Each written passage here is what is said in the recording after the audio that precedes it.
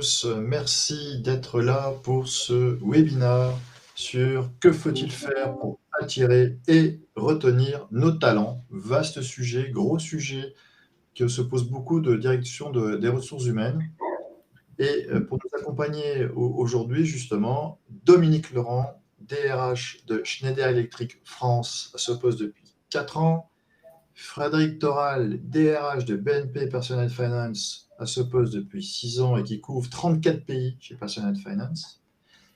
Caroline Pereirin, qui elle est directrice conseil chez Julie Sterwen dans notre practice Human Resources Advisory, en bon anglais, qui veut dire accompagnement des transformations des directeurs des ressources humaines, des directions des ressources humaines, et qui nous donnera son regard de benchmark sur ce que vont nous dire Dominique et Frédéric. Alors, en termes de publicité, parce qu'il en faut toujours un tout petit peu pour vous resituer qui nous sommes, Julie Sterwen, tac, tac, tac, dans les slides qui se mettent en place. Nous sommes un cabinet qui accompagnons la transformation des organisations avec ce double regard qui est initial à notre positionnement, qui était People et Business, qui était la fusion de Bernard Julier, pour ceux qui ne le connaîtraient pas, et de Sterwen, cabinet stratégie organisation. Et donc aujourd'hui, on est cabinet en transformation, d'innovation et conseil stratégique pour toutes les organisations qu'on a la chance d'accompagner. Alors, sans plus attendre, je vous propose de rentrer dans le vif du sujet par rapport à la première question, finalement, Dominique et Frédéric. La première question, c'est que finalement, les enjeux de recrutement, on a l'impression que c'est toujours un peu la même chanson depuis une trentaine d'années. C'est très, très étroitement lié, je dirais, au contexte économique. Alors, parfois, quand le contexte économique se contracte, on est sur d'autres problématiques, je dirais.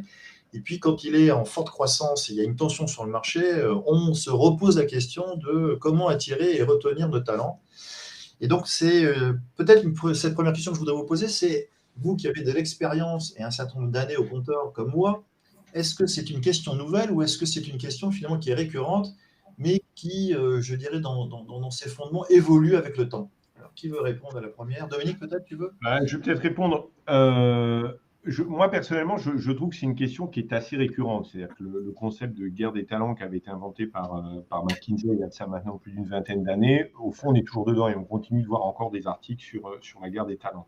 Donc, je pense que quand on le regarde comme ça, un peu à plat, sans mise en perspective, il n'y a rien de très nouveau. Et comme vous le disiez à l'instant, quand on est dans des cycles hauts économiques, on se retrouve dans ces périodes de tension. Quand on est dans des cycles bas, on se retrouve dans des périodes où le marché est plus relâché, les tensions sont un peu moindres. Maintenant, ce qui est probablement nouveau, c'est la réponse que les entreprises doivent apporter à ça. Finalement, qu'est-ce que je fais par rapport à une problématique qui est ancienne et sur laquelle je pourrais être amené à mobiliser des réponses qui sont anciennes également? Là, je pense que c'est l'erreur à ne pas commettre. C'est-à-dire qu'il faut effectivement mobiliser un ensemble de réponses pour effectivement adresser cette problématique. Moi, si je prends le cas de mon groupe, qui est un énorme groupe en France, à vocation industrielle, et c'est bien aujourd'hui qu'on est une banque parce que je pense qu'on a des problématiques qui ne sont pas de même nature. Moi, j'ai une problématique un peu de marque employeur, en ce sens que le nom de mon entreprise, même si c'est la 7e market cap du CAC 40, donc très grosse market cap, on n'est pas forcément très connu du grand public. Donc moi, j'ai un enjeu, effectivement, par rapport à cette problématique de guerre des talents, de faire connaître mon entreprise. Et ça, c'est un travail qui est important. Après, où les choses se passent mieux, c'est qu'en revanche, en matière de ce qu'on appelle d'expérience employée, et vous avez des études, des sondages qui rendent compte de ça, là, on est très bien classé parce qu'on est capable de bien travailler sur cette problématique d'expérience employée. Mais avant d'en arriver là, encore faut-il qu'on soit en contact avec les personnes qui vont candidater, postuler chez nous. Et donc là, on a une problématique de marque employeur. Toi, Frédéric, de ce que tu constates, est-ce que c'est aussi une ritournelle connue ou... La question est un peu provocatrice parce que forcément, les choses ont changé en 30 ans. C'est vrai que les fondamentaux restent, c'est-à-dire que lorsque les marchés du travail sont très heurtés par une crise économique ou autre, effectivement, les choses peuvent être un peu plus simples. Mais aujourd'hui, il y a énormément d'autres choses qui rentrent en ligne de compte. Dominique l'a très bien dit. Je crois qu'aujourd'hui, la notion de marque employeur est primordiale. Nous appartenons au groupe BNP Paribas. Nous sommes une des filiales du Crédit Conso, pour faire simple. Et on voit déjà très simplement que lorsque l'on intervient sous le nom BNP Paribas, les choses changent. parfois, quand on agit, quand on recrute sous les noms des marques propres au pays, sans que les personnes fassent un rapprochement avec BNP Paribas, le recrutement est plus compliqué. Donc, la marque, la représentation de l'employeur, c'est un élément vraiment fondamental et qui s'est largement accéléré ces dernières années. Et puis, il y a d'autres impacts aussi, d'autres enjeux qui nous touchent beaucoup en tant que banque, en tant que financeur de l'économie. Le positionnement de l'entreprise est très important. Typiquement, sur les enjeux climatiques, sur les enjeux de transition énergétique. Il est clair que nos futurs collaborateurs, les personnes qui s'intéressent au groupe, s'intéressent de plus en plus aux actions de l'entreprise, à la responsabilité sociale et économique que l'entreprise pose sur le marché dans lequel nous sommes. Évidemment, quand on couvre plus de 30 pays, les problématiques sont forcément différentes d'un endroit à l'autre. Et puis, il faut aussi intégrer la notion de turnover. J'imagine qu'en France, chez Dominique comme chez moi, c'est vrai que le turnover en France est beaucoup plus faible. Donc les problématiques de recrutement ne se posent pas de la même manière. Si je recrute dans des pays extrêmement volatiles à l'international, que ce soit en Asie, que ce soit éventuellement en Afrique ou dans d'autres pays d'Europe, c'est d'autres problématiques qui rentrent en ligne de compte. En revanche, ce qui est intéressant, c'est que par rapport à il y a 30 ans, le top 3, on va dire, de l'attractivité change peu. On a souvent dit et on veut souvent dire que les politiques de rémunération ou l'argent, pour faire tout simple, intéressent moins. C'est pas vrai, ça reste toujours dans le top 3. En revanche, ce qui change, c'est les raisons pour lesquelles on va rentrer dans une entreprise. Et en particulier, la capacité de cette entreprise à donner du sens et la capacité de cette entreprise à s'investir dans la société au sens large. C'est un bon point parce qu'il y a beaucoup de sondages qui sortent, alors plutôt sur les nouvelles générations, qui disent qu'effectivement la rémunération n'est pas le sujet majeur des nouvelles générations. J'entends, ils ont évidemment plus d'attentes sur leur développement personnel, mais on pourrait croire, tu fais bien de préciser, on pourrait croire que la rémunération est devenue le 10e critère, et en fait pas du tout, il reste dans le top 3, alors c'est vrai que c'est peut-être la 3e dimension, mais elle est toujours là en l'occurrence. Sur finalement le recrutement, la question que peuvent se poser les personnes qui assistent à notre webinaire, c'est qu'est-ce que vous faites concrètement? Et est-ce qu'il y a eu un après-Covid qui a dû changer vos manières de recruter au regard justement de tous les enjeux sociétaux qui sont posés aujourd'hui? Alors, sur les nouvelles générations, mais pas que, hein, parce qu'on sait aussi que l'après-Covid a touché les générations dites plus seniors, en tout cas dans la manière dans leur rapport à l'entreprise. Qu'est-ce que vous avez, encore une fois, modifié dans vos pratiques, Dominique?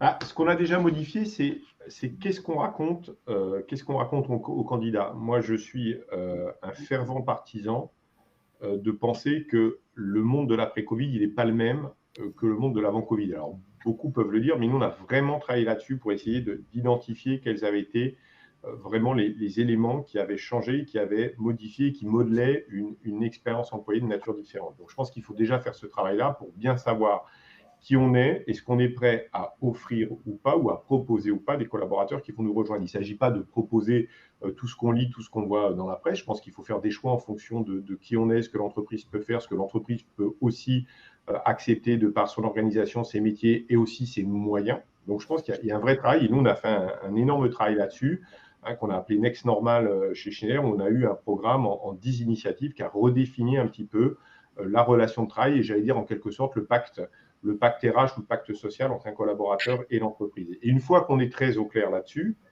on va appuyer sur ces éléments-là dans le discours qu'on va avoir pour commencer à façonner justement l'expérience collaborateur, qui est évidemment pas, on le dit toujours, mais je pense que c'est important de le redire aussi, qu'il n'y ait pas d'écart entre ce que je raconte à l'extérieur et ce que les collaborateurs vont vivre à l'intérieur. Donc, il ne s'agit pas de faire de la survente. Il est très clair, effectivement, sur ces propositions uniques qu'on va faire aux collaborateurs. Et puis, un élément qui a probablement aussi changé, c'est qu'il faut qu'on soit sur des chaînes de décision qui soient beaucoup plus rapides. C'est-à-dire que les processus de recrutement extrêmement longs sont mal vécus, parce que d'une part, moi je pense qu'ils ne sont pas efficaces, ils ne servent à rien. 10 validations sur un recrutement, c'est certainement 8 validations de trop. Et là, on fait de la politique en interne plutôt que de gérer efficacement un recrutement. Donc effectivement, les méthodes de recrutement et surtout ce qu'on raconte aux candidats sur l'entreprise. Il ne faut pas raconter ce qu'ils peuvent trouver dans les médias, parce qu'aujourd'hui, on est tellement informés, les candidats sont tellement informés sur l'entreprise que s'il faut aller leur redire ce qu'ils ont trouvé sur le net, ça n'a aucun intérêt. Donc, il faut aller un peu au-delà, il faut passer un peu le rideau et raconter effectivement le type de réalité et comment on va travailler dans l'entreprise. Et là-dessus, je pense qu'il faut être très, très clair. Il faut dire à un moment, c'est comme ça chez nous, et c'est pas comme ça, qu'on ait vraiment un pacte de confiance qui s'instaure à ce moment-là. D'accord. Frédéric, toi, de ton côté, chez BNP Personnel Finance Oui, alors ce qu'a dit Dominique, très très important, c'est effectivement la révision, la revue complète des processus de recrutement pour les raccourcir, pour les rendre plus fluides, beaucoup plus digitaux et avec moins d'entretien. Le deuxième élément, très clairement, et je crois que Dominique l'a souligné également, c'est que ce n'est plus le corporate qui doit faire la vente de l'entreprise. Très clairement, aujourd'hui, les témoignages doivent provenir directement des collaborateurs sur le terrain. C'est ça qui marche, c'est ça qui fonctionne. Je vais m'adresser à ce que je serai demain, avec quelqu'un qui connaît la réalité de ce job-là. Et c'est pour ça que c'est très, très, très important de mettre les expériences en avant. Le troisième élément qui me paraît important, en tout cas pour BNP Paribas, c'est très clairement de communiquer sur l'ensemble des orientations stratégiques RH et qu'est-ce que ça devient de façon pragmatique. Aujourd'hui, il y a 3 éléments clés qui importent, c'est mon onboarding, comment est-ce que j'intègre cette entreprise, mon développement et quelque part quelle expérience je vais vivre dans l'entreprise tout au cours de ma carrière ou du temps que je passerai dans l'entreprise, et puis est-ce que je serai reconnu pour ce que je suis moi-même, très personnellement. Donc ça a trait aux éléments, aux politiques de diversité, d'inclusion, etc. Voilà. Et ce qui me paraît important aussi, c'est de se confronter à la fois à l'intérieur à travers l'écoute des collaborateurs et en particulier des nouveaux collaborateurs. C'est pour ça que nous déclinons à la fois dans nos enquêtes, bien évidemment, une enquête globale, mais on fait attention à ceux qui sont rentrés depuis 1 an ou 2 ans plus particulièrement, très clairement, par tranche d'ancienneté, tranche d'âge, etc. Et puis, vis-à-vis de l'extérieur, tout simplement faire mesurer nos processus RH, nous faire noter pour savoir si effectivement ce qu'on dit correspond à la réalité et qu'on puisse effectivement améliorer en permanence nos processus RH. Donc, tout ça, ça change vraiment énormément. Je voulais juste rajouter un point néanmoins. Il me paraît aussi très important, comme dans le marketing, bien cibler les personnes que nous souhaitons. Et il y a d'énormes différences entre non seulement les générations, mais aussi les types de postes, les profils, les niveaux de diplôme qu'on va intégrer. Et surtout, souvent, on a tendance à se focaliser sur une population particulière qui, c'est normal, fait parler énormément d'elle parce que c'est elle qui a le pouvoir dans les médias, c'est elle dont on parle, les grandes écoles, les grandes universités, les meilleurs diplômés. Mais il ne faut pas oublier tous les autres parce que la réalité, c'est que on fait, en tout cas chez PF, on recrute plutôt autour de 60-70% de collaborateurs dans les centres d'appel et 20 à 30% sur d'autres types de postes. Et il ne faut pas se tromper de discours, de combat, et ils n'ont pas tout à fait les mêmes attentes. Et donc c'est aussi très important de bien cibler ce qu'on va attendre et ce que ces collaborateurs vont attendre de l'entreprise, qui peut différer assez largement parfois. Alors, on est sur l'après-Covid, comme tu disais, Dominique. Donc, les sujets que la presse nous relaie, c'est les enjeux d'hybridation, les demandes fortes sur la notion de télétravail. Alors, même si on voit bien qu'on commence à avoir un petit reflux chez les anglo-saxons en disant que le full télédistanciel est en train de revenir finalement à du télétravail aux alentours de 2 jours. Les organisations françaises ont l'air plutôt d'avoir déjà mis en place, je dirais, le bon curseur, parce qu'on est entre 2 et 3 jours et que 65% des entreprises ont signé un accord télétravail. Comment tout ça influence vos manières de recruter, justement? Est-ce que le fameux, je dirais, package de dire télétravail avant toute chose, ou est-ce que c'est une manière d'attirer le chaland, je dirais, parler du télétravail en mise en avant comme cela, d'un point de vue marketing, je dirais? Non, alors moi je pense qu'il ne faut pas en faire trop sur ce sujet-là. Je pense que le télétravail, celui qui vous parle est un partisan du télétravail. Je me suis beaucoup exprimé sur le sujet, mais c'est un partisan raisonné, équilibré. C'est-à-dire que je ne suis pas pour un monde de tout télétravailler. Je suis pour un monde où le travail présentiel reste majoritaire. C'est-à-dire qu'à un moment, je suis plutôt en gros, pour le dire autrement, plutôt 2 jours de télétravail, 3 jours de travail au bureau.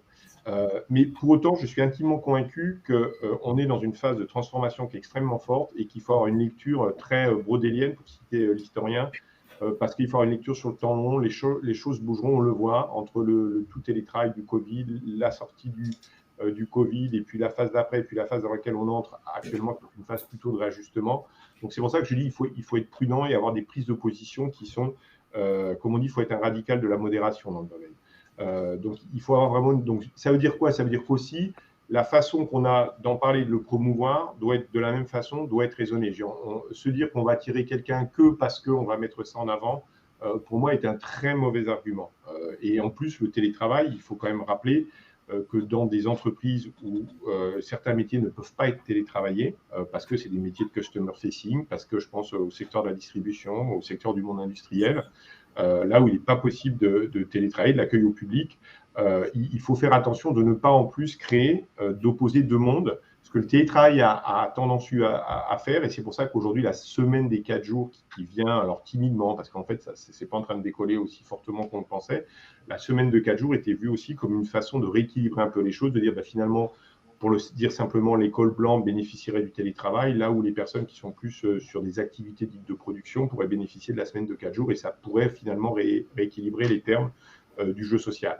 Donc je pense que oui, il faut en parler, mais ça s'intègre, moi je pense, dans une proposition de valeur qui est plus large.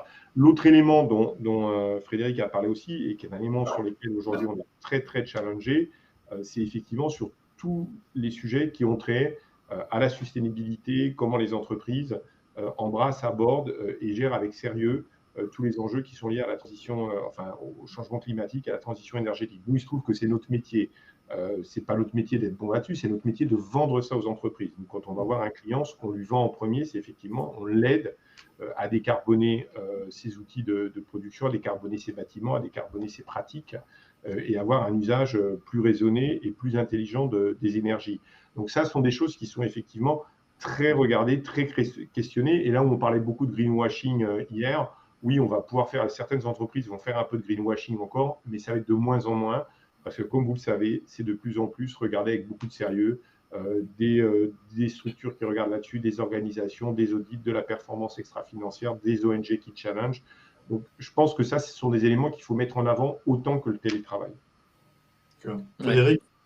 Oui, je partage ce que dit Dominique. Alors, simplement revenir quelques instants sur le télétravail. Chez BNP Paribas, il y a un accord global France qui fixe un cap au télétravail à maximum 50% du temps de travail, donc c'est équivalent à peu près à 2 jours et demi, éventuellement modulable selon les activités. Moi aussi, je suis un convaincu du télétravail, mais de façon modérée. Avant le Covid, nous avions déjà une journée de télétravail pour les fonctionnels, rien pour les opérationnels. Après le Covid, on est passé à une équité de gestion, puisque même nos centres d'appel sont équipés pour le télétravail. Et c'est vrai que 86% aujourd'hui des collaborateurs en France, aujourd'hui, ont rejoint le télétravail entre 1 et 2 jours et demi, puisque, comme j'ai rappelé tout à l'heure, c'est modulable. Au niveau européen, nous avons aussi un accord européen, plus lié à des guidelines qui représentent à peu près cela. Mais aujourd'hui, on voit bien qu'après un immense engouement, où on pensait avoir trouvé la martingale du bonheur au travail, eh bien, le télétravail ne signifie pas forcément bonheur au travail. En revanche, un équilibre entre le présentiel, c'est-à-dire tout ce sentiment d'appartenance, la notion de créativité, l'innovation, on est des animaux sociaux, elle passe par le présentiel, elle passe par la relation humaine en permanence. L'attachement au collectif, à l'entreprise, elle passe aussi par ce présentiel. Le télétravail ne l'annihile pas forcément, mais peut un peu la diluer. Donc aujourd'hui, on voit de plus en plus de débats. Je ne parlerai pas des entreprises ou banques américaines qui font revenir à 100% leur management ou à 50%, etc. Mais simplement, toujours trouver ce juste équilibre. Et aujourd'hui, très honnêtement, on est assez clair sur nos enjeux de télétravail à l'embauche. Il y a des accords, il y a des règles du jeu, on communique dessus, mais on n'en fait pas un argument de recrutement massif. Très honnêtement, si quelqu'un veut travailler 100% de son temps de travail, ce n'est pas chez nous. Parce que nous, pour nous, c'est aussi important de donner ce confort, effectivement, dans ces nouvelles modalités de travail, que cette appartenance à l'entreprise. Donc on est très clair aussi. Qu'est-ce que ça veut dire rentrer chez BNP Paribas et cet équilibre-là. Et ce qu'a dit Dominique est vraiment aussi très important. On se rend compte que voilà, le télétravail ne reviendra pas en arrière, il y aura peut-être des modulations, il y aura peut-être des adaptations. Je suis plutôt un partisan du maximum 2 jours par semaine. Bon, aujourd'hui, on a entre 2 jours et 2 jours et demi, on verra. Hein. Encore une fois, il ne faut pas se précipiter. Je crois que l'après-Covid a montré que ceux qui s'étaient un peu trop vite précipités sur le sujet, aujourd'hui, ont tendance à revenir en arrière. Donc, il faut le faire de façon modérée, comme disait Dominique. Ce qui importe beaucoup plus, c'est l'expérience collaborateur qu'on donne au global, télétravail inclus. C'est effectivement ce sentiment d'utilité sociale que travailler chez BNP Paribas peut apporter. Et c'est vrai que comme Schneider vend à ses clients l'ensemble de ces équipements électriques en intégrant la transition énergétique, eh bien nous travaillons très fortement sur les investissements responsables, sur les investissements verts, sur, on va dire, la finance durable au sens large. Et aujourd'hui, BNP Paribas est très clairement la banque européenne qui s'engage le plus dans les investissements et dans le support à l'économie décarbonée. Il y a encore un grand chemin à faire, mais de la même manière, on est challengé par les ONG, mais pas seulement, on est challengé par nos collaborateurs aussi, qui mettent en face de nous parfois les contradictions qu'on peut avoir. Et c'est ça qui donne la crédibilité, c'est accepter qu'on nous mette en avant ces contradictions pour qu'on les résolve ensemble. Voilà. Et c'est ça, à mon sens, qui donne la meilleure attractivité à une entreprise, cette participation générale du corps social à ce projet-là. Caroline, si je peux juste ajouter une chose, parce qu'on est invité à parler par une boîte de conseil, donc il faut aussi qu'on ait une vision un peu conseil des choses. Mais je pense que sur le télétravail, là où beaucoup d'entreprises disent bah non, finalement, j'ai trouvé le bon équilibre, finalement, le télétravail, ça marche. Ce qui a été, moi, en gros, mon credo, j'ai dire des 24 derniers mois. Ouais. Je reviens sur mon histoire du temps long. Je pense qu'à mesure qu'on va avancer dans le temps, on va se rendre compte qu'il va falloir quand même faire des réglages fins de la machine parce que des mauvaises habitudes se prendront tête. On va se rendre compte que sur certaines fonctions, ça peut amener… Et il faut le faire. Hein. Alors évidemment, les détracteurs du télétravail auront beau jeu de le dire. Ils vont dire, mais attendez, ça fait 24 mois que je vous dis que c'est pas ça qu'il faut faire. Moi, celui qui vous parle est celui qui a même écrit un chapitre dans un livre sur les RH à l'ère du Covid. Donc j'ai écrit le chapitre sur le télétravail. Donc c'est un farouche partisan du télétravail qui pense que c'est une façon nouvelle et moderne de travailler. Mais pour autant, il ne faudra pas qu'on se prive de faire un vrai droit d'inventaire sur le sujet. Et moi, j'ai commencé à voir dans ma pratique quotidienne au sein de mon entreprise, alors que nous, ça fait plus de 10 ans qu'on en fait du télétravail, je commence à avoir des points qui sont des petits points de fragilité où ça commence un peu à craqueler et ce n'est pas toujours parfait. Voilà. Tout à fait, c'est un bon point. D'ailleurs, dans notre baromètre Digital Workplace qu'on a sorti pour la 7e année cette année, on pointe du doigt justement cette petite fragilité qu'il apporte dans le télétravail.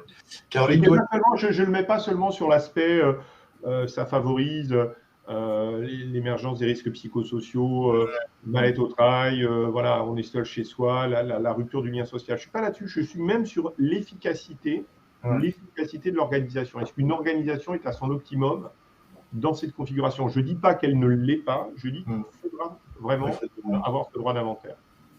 Caroline, toi qui accompagnes beaucoup de clients, au regard de ce qu'a dit, de ce qu'ont dit Dominique et Frédéric, qu'est-ce que tu constates sur ces évolutions dans la manière de recruter? Est-ce que tu as vu effectivement, est-ce que ça converge par rapport à ce qu'ils ont dit ou est-ce que tu vois quelques nuances?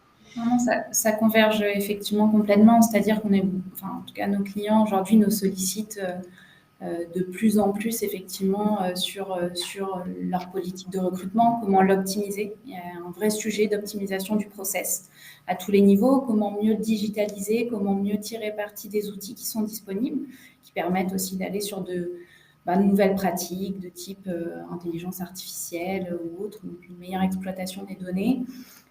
Et pour en revenir au sujet du télétravail, effectivement, je pense que c'était une préoccupation majeure tout de suite après le Covid. Aujourd'hui, le sujet a un peu décanté. Je rejoins sur le fait que nos clients ont une approche, on le sent dans leur proposition de valeur, qui est de plus en plus fine sur la mise en œuvre du télétravail en fonction des situations, en fonction des équipes, en fonction des besoins. Et je pense que c'est un point qui est regardé par les candidats, mais plus tout seul, au sein d'une proposition de valeur qui est beaucoup plus globale. Et là aussi, je reviens encore là-dessus, nos derniers exemples d'accompagnement sur le sujet auprès de nos clients, que ce soit des clients du secteur industriel ou bancaire ou assurantiel d'ailleurs, ce sont des approches beaucoup plus holistiques sur le sujet, la capacité à proposer, à faire justement une proposition de valeur qui soit générale, qui traite à la fois du télétravail, à la fois de la rémunération, à la fois des valeurs, pour revenir sur ce qu'a dit Frédéric. Et effectivement, je pense que c'est un point qui est particulièrement regardé aujourd'hui par les candidats, puis par les collaborateurs d'ailleurs. Merci.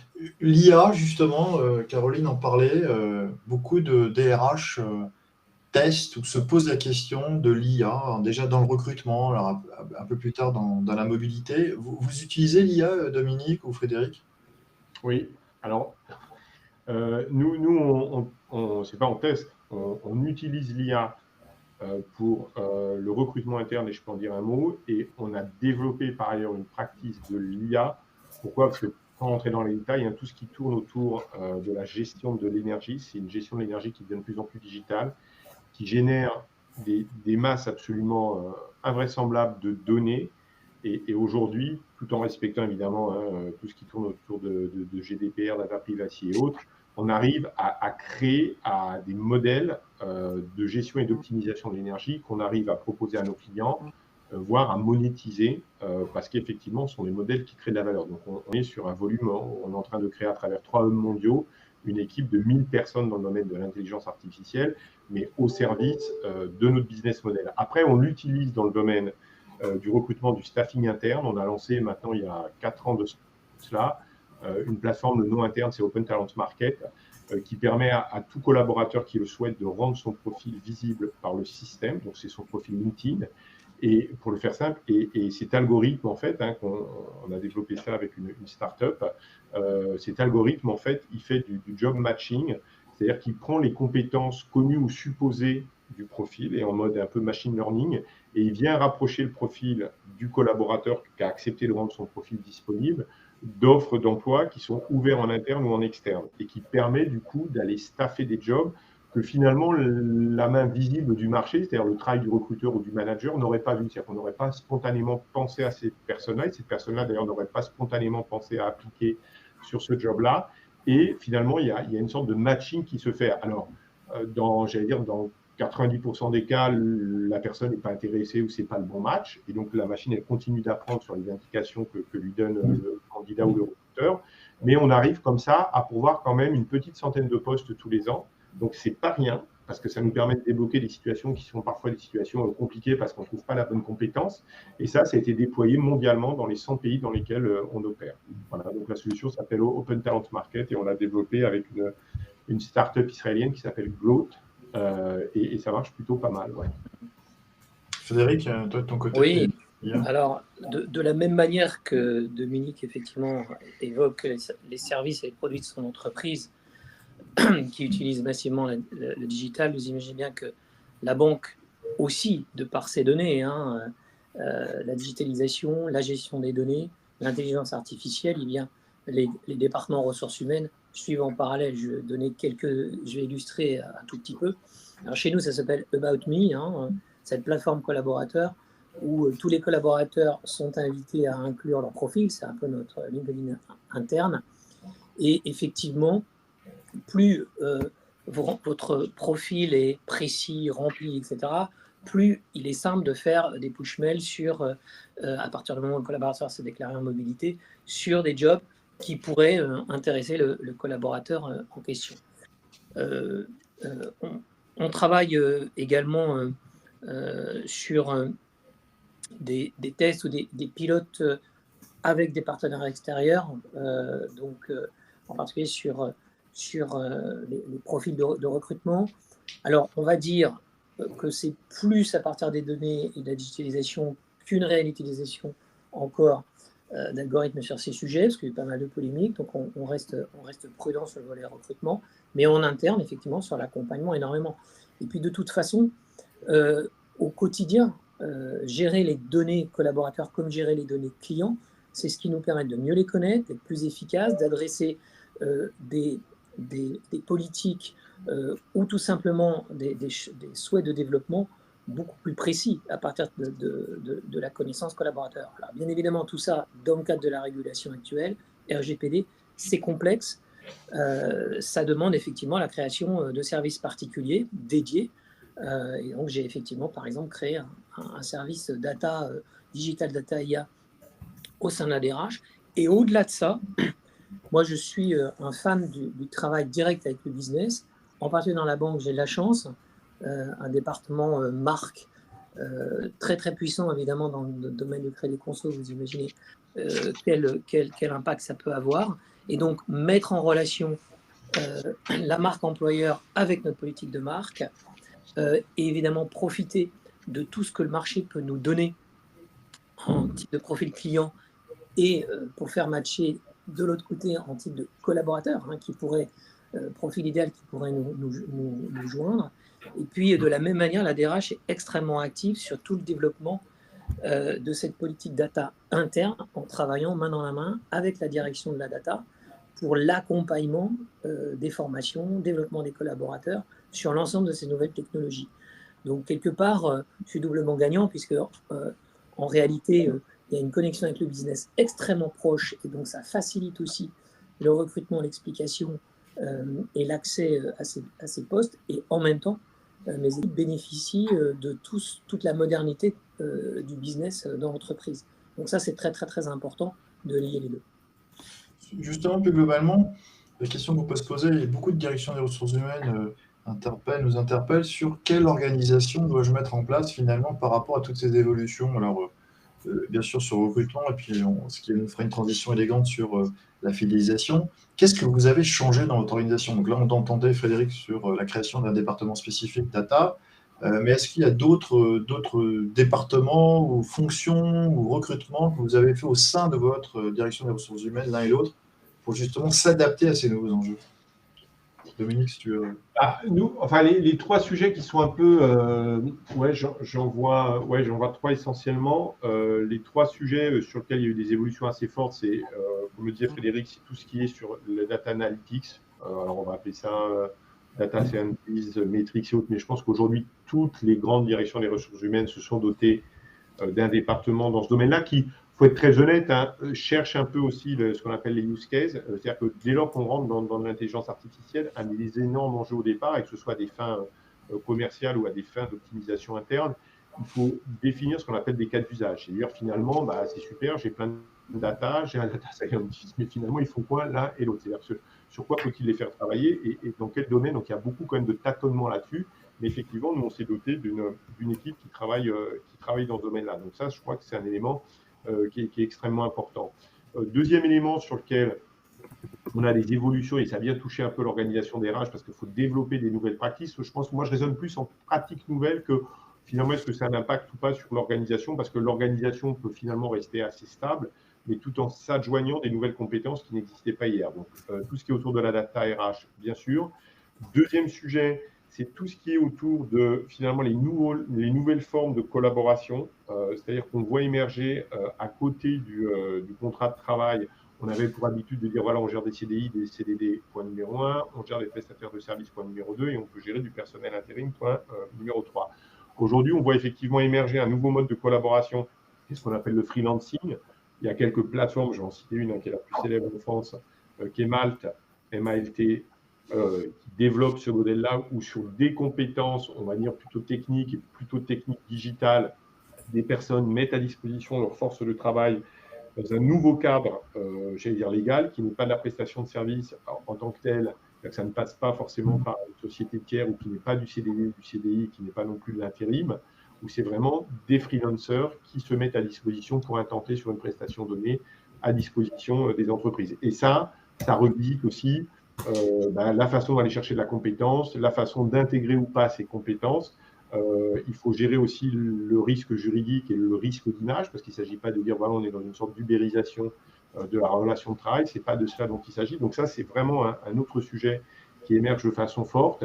Et puis l'autre élément, on y revient, qui était un peu le point de départ de notre conversation, qui était autour de tout ce qu'on appelle le talent acquisition, qu'on appelait hier le recrutement, alors aujourd'hui on appelle ça le talent acquisition, mais de développer effectivement tout ce travail sur la marque employeur, l'employé expérience, comment je fais le pont entre l'interne et l'externe, comment je m'assure que nous, on est très attachés à ça. Comme je disais, voilà, on a un peu un déficit d'image. Les gens ne savent pas forcément ce que fait Schneider Electric, probablement la différence de la BNP. Mais en revanche, une fois qu'ils ont eu travaillé chez Schneider Electric, ils ont un excellent ressenti.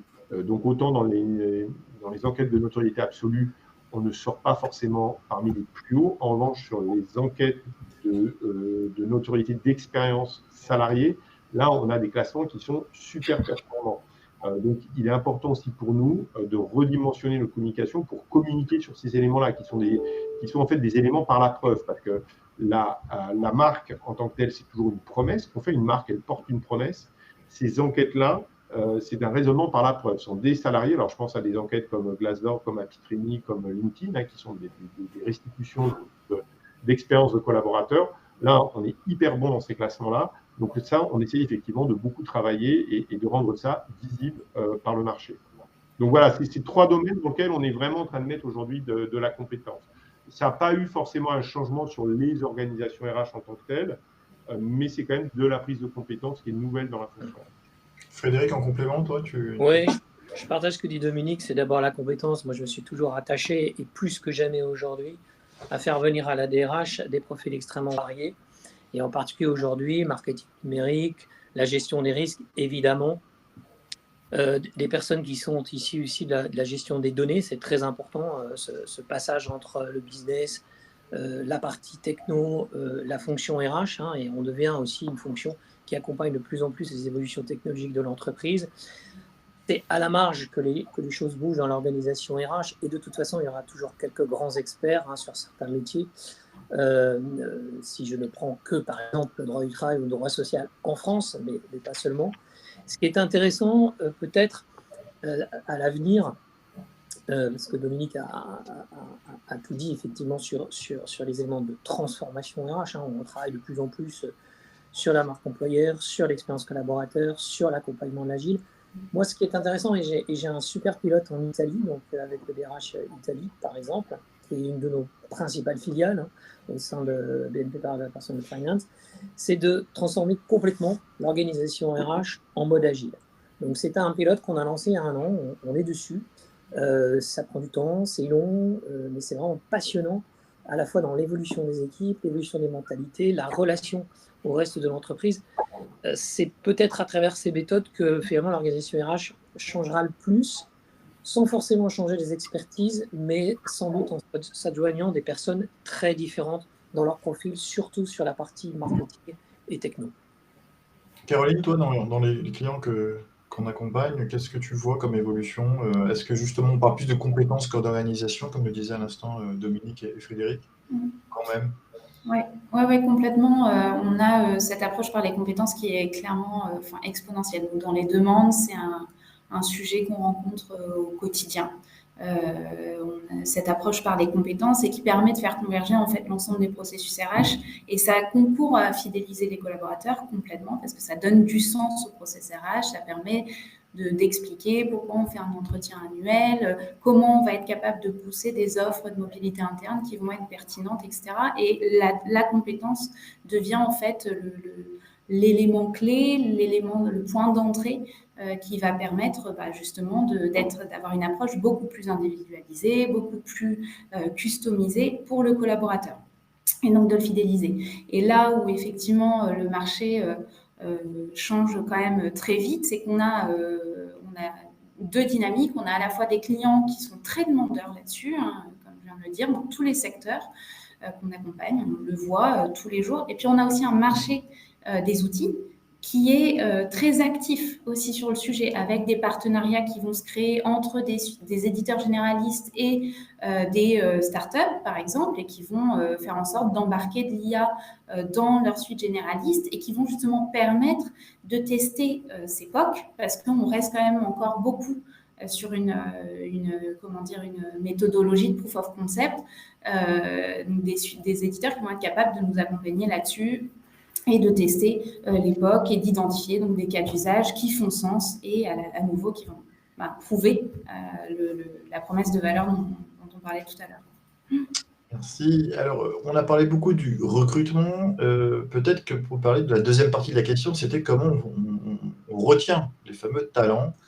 Et d'ailleurs, cette notion de talent qui est assez ambiguë, parce que les organisations parlent du principe que tout le monde est un talent, d'autres qui disent non, les talents, il y a les HIPO, au sens HIPO, les high potentials. Comment vous gérez cette notion de talent, d'ailleurs, Dominique ou Frédéric? Et surtout, au regard de cette définition, qu'est-ce que vous faites concrètement là aussi pour fidéliser finalement ces collaborateurs qui pourraient être attirés par d'autres sirènes? Alors, nous, on a la chance en France, mais dans beaucoup de pays où on opère, d'avoir un turnover qui est très faible. Mais quand je dis très faible, en France, il est presque, j'allais dire, anormalement faible, mais je pense que c'est pareil à la BNP, et je pense que c'est pareil dans 80% des boîtes du CAC 40. Donc, on a assez peu cette problématique-là. Alors, ça ne veut pas dire que, après, c'est la poule et l'œuf. Hein. Je ne vais pas vous dire, on n'a pas cette problématique, donc du coup, on fait rien sur les talents parce qu'il n'est pas nécessaire de faire. Non, je pense aussi que parce qu'on fait des choses sur les talents, on a aussi très peu de pertes au feu. Maintenant, sur la question, est-ce que tout le monde est un talent, machin. C'est vrai que nous, notre politique, mondialement, consiste à dire chaque collaborateur est un talent. Bon.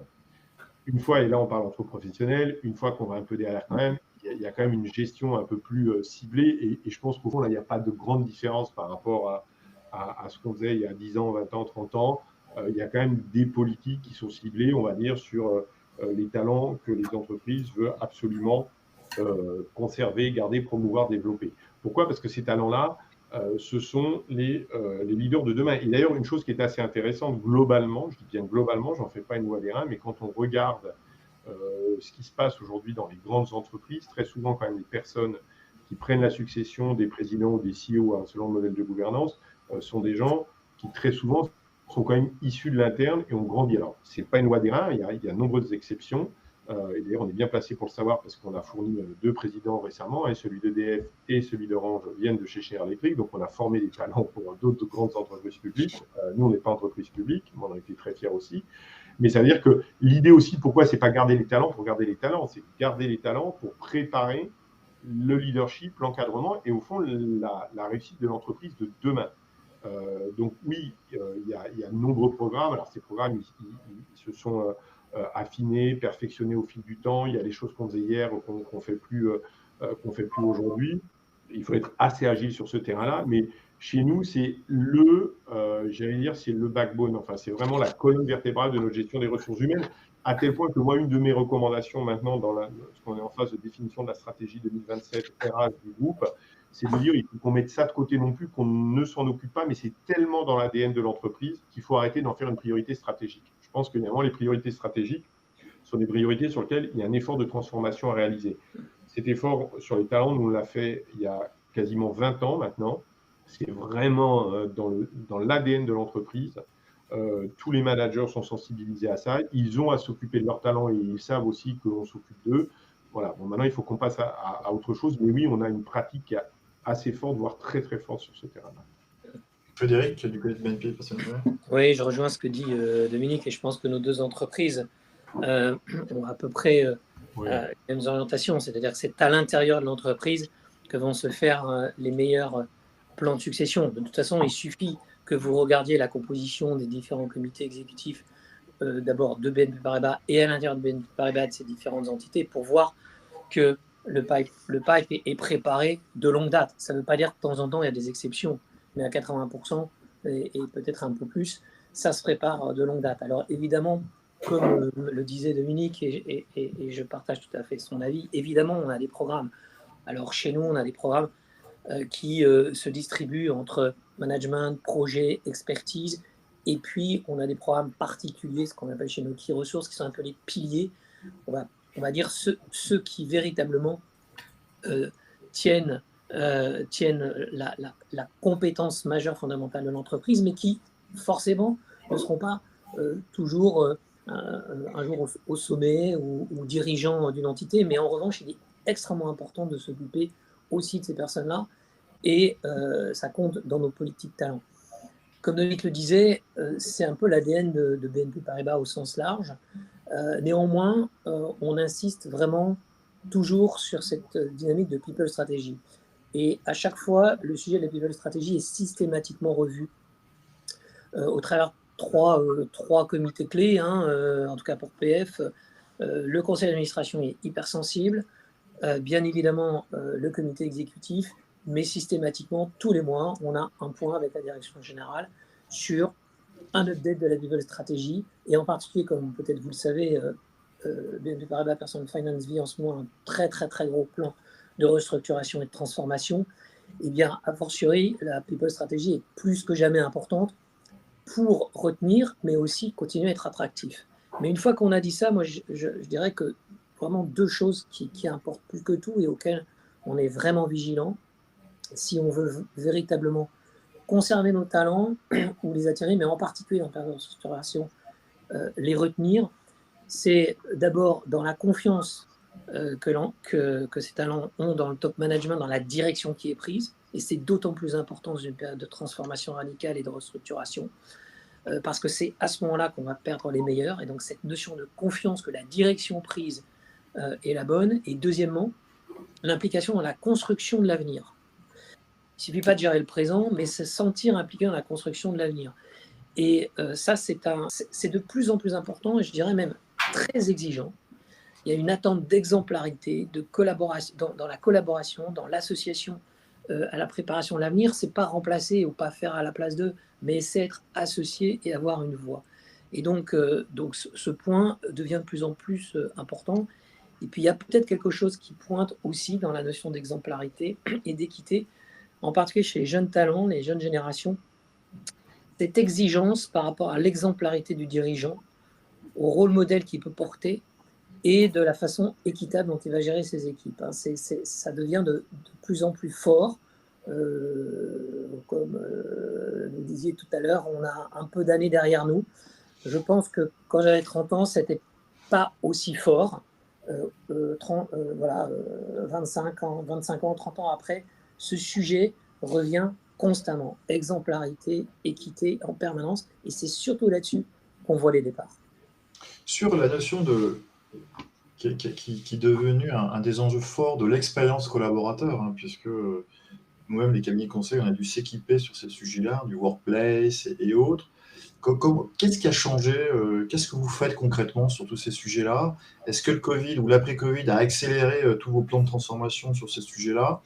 Ou pas du tout, vous y avez déjà engagé avant le Covid, et finalement, vous êtes sur une ligne conductrice qui est assez classique? Les deux, mon capitaine. On avait commencé à travailler sur ces choses-là parce que ça faisait partie du quotidien de la fonction RH. Moi, personnellement, je pense que le Covid a été un formidable catalyseur de cela. Et donc, nous, on a vraiment travaillé avec un élément qui était un vrai élément de disruption. On en a parlé tout à l'heure, qui était le télétravail. Qu'est-ce que ça implique sur l'organisation de travail? Je vous donne plein d'exemples à la volée comme ça. Mais dans le désordre, comment je me restaure quand je suis à la maison? Des trucs bêtes comme ça, comment je me restaure? Comment moi, manager, j'interagis avec mon équipe à partir du moment où potentiellement j'ai le risque, si j'ai 10 collaborateurs, que chacun prenne ses jours de télétravail, ou soit en télétravail à des moments où l'autre est au travail. Donc finalement, quel est le système de management? Et moi, je suis très attaché à ce concept-là. Quel est le système de management que je mets en place? Je suis en télétravail, j'assiste à un call comme on fait là, et j'espère que ça ne va pas arriver. Et tout d'un coup, je vois Julien qui se sent très très mal, qui est en train de s'évanouir. Qu'est-ce qui se passe? Comment je le gère?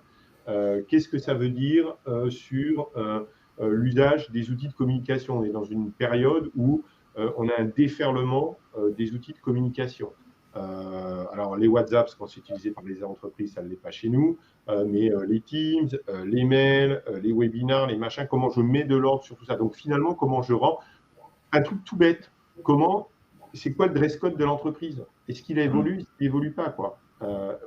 Qu'est-ce qui fait qu'au fond, je suis dans les meilleures conditions pour réussir ce que l'entreprise attend de moi, et que, en plus, je sois dans une situation de confort personnel qui soit compatible avec ce que j'attends. Donc, ce n'est pas c'est pas de la philanthropie, c'est pas c'est super sympa, je vais faire ce que je veux à l'entreprise, dans l'entreprise, non. Mais c'est quel est le meilleur Pareto que je vais trouver entre ce qui est bon pour moi et bon pour mon entreprise. Donc, je me mets dans les chaussures du collaborateur et comment j'essaie de lui amener l'expérience la plus sympa pour lui, mais qui permette aussi à l'entreprise d'atteindre tous ses objectifs. Frédéric ? Oui, je partage. Le Covid a été un accélérateur. Ça n'a pas été un transformateur, ça a été un accélérateur des transformations qui étaient déjà préexistantes. Sur l'expérience collaborateur, moi j'ai été extrêmement intéressé par une expérience qui s'est faite dans une de nos filiales en Espagne et qu'on a diffusée dans l'ensemble de l'entreprise. C'était tout simplement, de façon très pragmatique, regarder tous les points, un petit peu, tous les irritants de la gestion de carrière, de l'entrée à la sortie d'un collaborateur, plus groupe. Et donc, on n'a pas fait des grands schémas, on a repris chaque étape et des choses, comme dit Dominique, parfois qui paraissent vraiment toutes bêtes, toutes simples, mais qui n'étaient pas gérées. Et déjà, rien qu'en faisant ça, vous transformez 50% de l'humeur des collaborateurs. Et puis après, on peut s'attaquer à des choses beaucoup plus importantes. En revanche, le Covid nous a fait accélérer sur 2 points. Le premier, évidemment, les modèles d'organisation du travail. Et je crois que le travail à distance bord, puis le télétravail forcé, nous a conduit à véritablement repenser, y compris dans le centre d'appel, toutes les modalités d'organisation du travail, y compris d'ailleurs pour la France de renégocier les accords d'organisation du travail. Donc on est allé vraiment très loin aussi avec les partenaires sociaux sur ces enjeux-là. Et puis d'un autre côté, peut-être plus sur les nouvelles modalités agiles qui étaient déjà préexistantes, mais qui se sont plus révélées effectivement à l'issue du Covid. Donc l'expérience collaborateur, c'est quelque chose de bien plus ancien que le Covid, en tout cas chez BNP Paribas et BNP Paribas Personal Finance. Et je rajouterai un point, c'est que je pense aussi que le Covid, dans l'expérience collaborateur, nous a fait accélérer sur en fait la notion d'entreprise apprenante. On pensait l'être, on a vu qu'on n'était pas encore tout à fait là, et ça nous a obligés, ça nous oblige aujourd'hui à vraiment repenser les modalités de formation, d'apprentissage, des modalités d'apprentissage de façon beaucoup plus radicale qu'auparavant. Je dirais que c'est ça essentiellement qui a bougé dans l'expérience collaborateur, en tout cas chez BNP Paribas Personal Finance, mais la notion même était bien largement préexistante.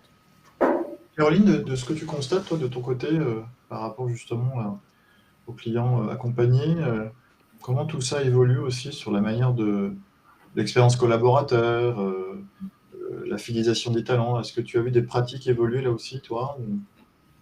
Effectivement, ouais, enfin, je reviens un peu en synthèse sur ce qui a pu être dit, c'est qu'il y a quand même on ressent le besoin des clients d'avoir une vue, une approche très globale de leur politique RH, de donner du sens à chacun des bouts, à chacun des process, de les faire parler entre eux.